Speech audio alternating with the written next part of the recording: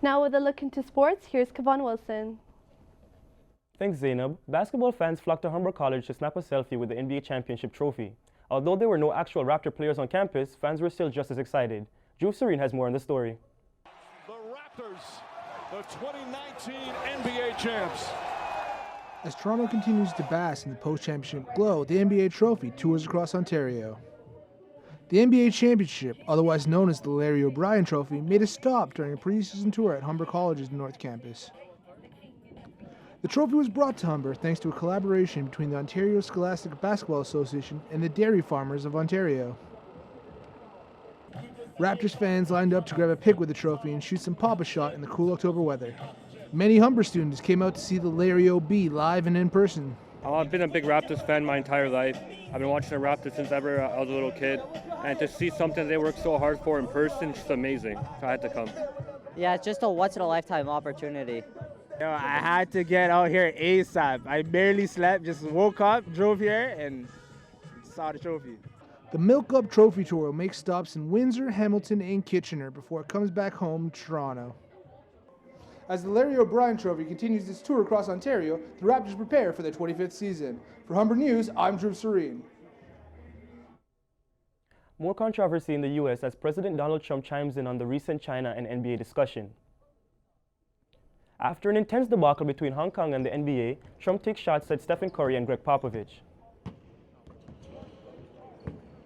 Guy Steve Kerr, and he was like a little boy. He was so scared to be even answering the question. He couldn't answer the question. He was shaking. I don't know. He didn't know how to answer the question.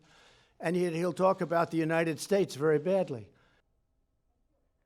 The NBA is currently dealing with a lot of backlash after tweets from the head coach of the Houston Rockets, Daryl Morey. He recently deletes his tweets in support of Hong Kong's pro-democracy demonstrations after Chinese partners cut ties with the NBA.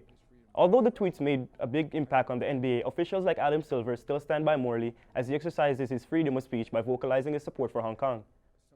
The Humber men's soccer team took on the UTM Eagles last night. Here's reporter Sean Marker with the details.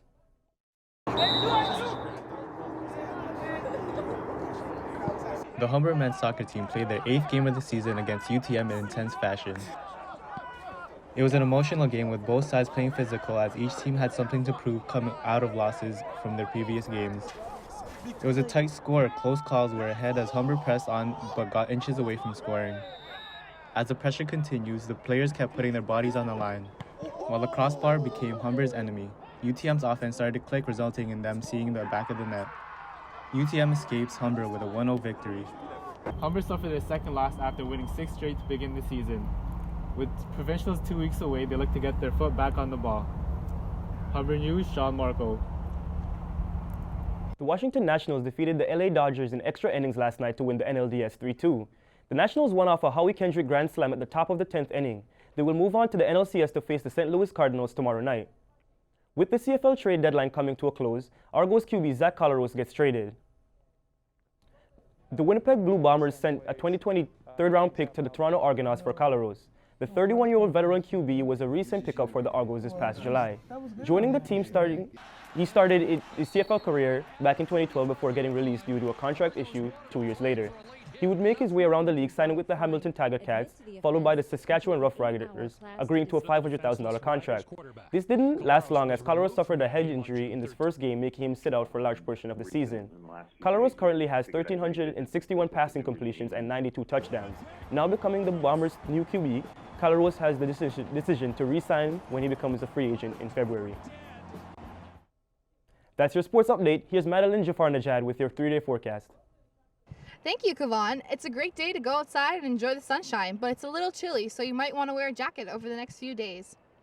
Environment Canada says we are expecting some wind and sun, looking at a high of 16 degrees, which will drop to 8 by tonight.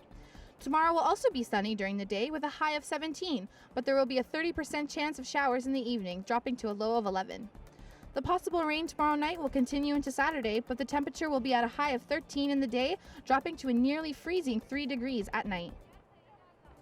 Good luck with the last-minute Thanksgiving grocery shopping, everyone. Back to Zainab in the studio.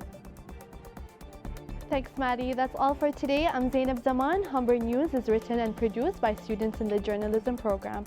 Our crew are students in the broadcast TV and videography program. We'll see you next time at Humber News.